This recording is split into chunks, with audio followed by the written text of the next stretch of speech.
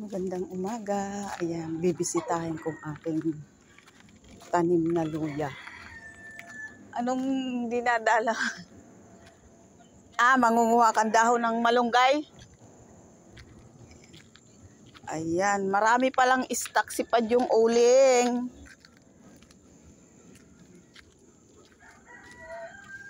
Dadalawin ko yung aking ayan, marami palang stock na uling si Padyo. Ayan, tinakpan niya ng lona para hindi siya mabasa ng ulan.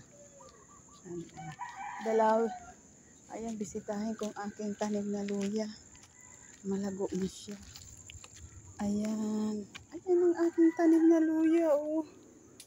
Ayan. Ilang araw ko rin hindi siya napuntahan. Hindi ako nakaakyat dito. May nangunguha ng malunggay. Ayun. Nangunguha siya ng malunggay pambenta. Ayan.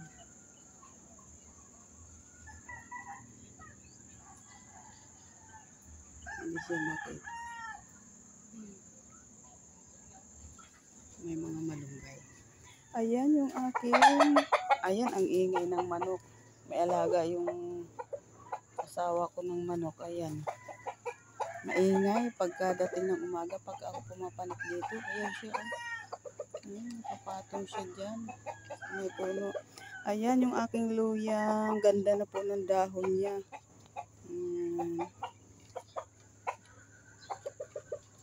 Maaliwalas ang panahon ngayon.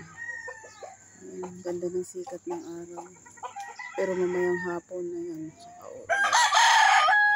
Ayan. Makahul na naman. Tumitilaok na naman yung aming manok. Ayan o. Ayan.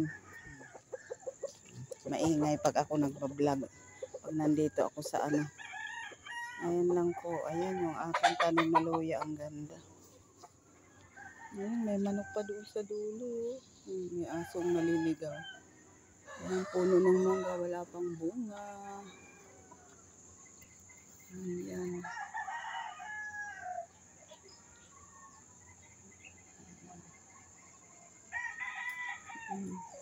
Walang salang na uling ngayon yung aking asawa. Ayan, mamayang hapon. Ayan, naka-stack yung kanyang uling. Ang dami niyang stock na uling.